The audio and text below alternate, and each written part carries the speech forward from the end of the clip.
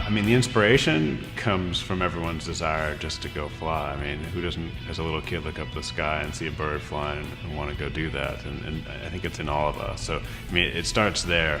More specifically, what's happened is the FAA has changed a bunch of the rules around flying to make it more accessible. There's a new category of aircraft, and there's a new license that's a lot easier to get. So that's what put this whole ball in motion. All right, now you've got this change in the landscape. As a result of that new environment, what kind of products can you create to then allow people to experience flying more easily?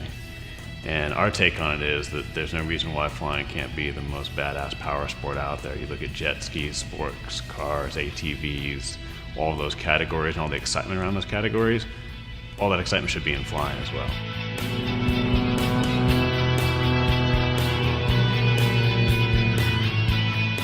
The cool thing about the airplane is just this integration of just amazing engineering with really cool design. You just don't see that if you go out to the airport. Typically it's just all good engineering. It's very functional, which is why if you go to the airport, your typical airplane looks like it was designed 50 years ago, and you're like, what?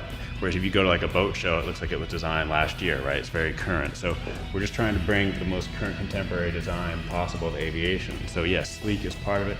Part of the challenge of doing that is where do you allow the airplane to be really expressive, and where do you kind of step back and let engineering do its thing? And so like out here at the nose, there's a lot of character in the nose. That's cool. The airflow is very forgiving here. If you get back by the engine, we're much more hands-off and let engineering do its thing. You'll see that throughout the airplane. Engineering take up there, the wing fold, that's a huge feature for us. It allows you to store it compactly, but also you can put it on a trailer and drive it around. You can drive it out to a lake, whatever. It means you don't have to be tied to an airport environment. You can take off the water with this. It's got retractable landing gear. That's super cool. You want to hang with your buddies at the lake, you can do that. You want to fly up to Santa Barbara with your girl, you can do that too. People are always stunned by how easy it is to get into flying now. It's 20 hours of flight training will get you a sport pilot license. You could actually get that license 2 weeks of full-time training. That's an FAA license. That's not anything we created. It's actually really smart and it's really safe. What they've done is they said, all right, we're going to take a certain kind of flying, which is more like the off-road kind of flying, like off-road motorcycle riding, off-road flying.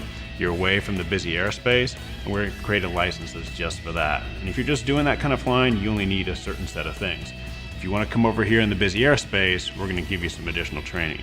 So start here, learn to fly there, build up some hours, and then come over here. So this airplane is designed to have fantastic visibility. In most airplanes, your instrument panel will be way up here. You're like trying to see over it. Here, the whole world is laid out in front of you. We kind of joke sometimes that flying this airplane is like having your own personal IMAX experience, right? Because the world's just there. It's a big thing for the designer. He wanted, he wanted that predatory bird look. So if you look at predatory birds, their wingtips are never up. It's always like coming like that, yeah. So it actually worked out well. I mean, just the integration of both the engineering and the design, they came together on that front. And you'll see throughout the airplane that Randy really tried to pull in these influences of both birds, but also fish, like he was watching Shark Week when he did his original sketches.